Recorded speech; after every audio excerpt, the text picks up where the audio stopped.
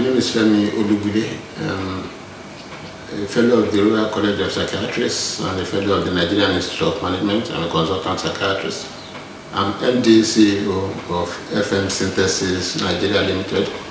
We're a firm of psychological health consultants. We are very passionate about the psychological health of individuals and society at large, and we run operations that include individual consultations with clients, corporate consultations, and consultancy services on all matters to do with psychological wellness and the remediation of psychological illness.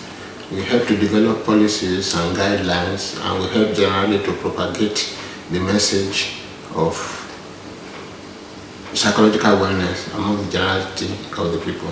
It's a major area of focus, and it should be a major area of attention for any right-thinking society, because in every society, at least 1 in 4 of the people at some time in their lives will have a significant psychological problem, and often, unfortunately, in this part of the world, a lot of those problems go unattended to, with dire consequences for all of us, including our economy and the general organization of our society.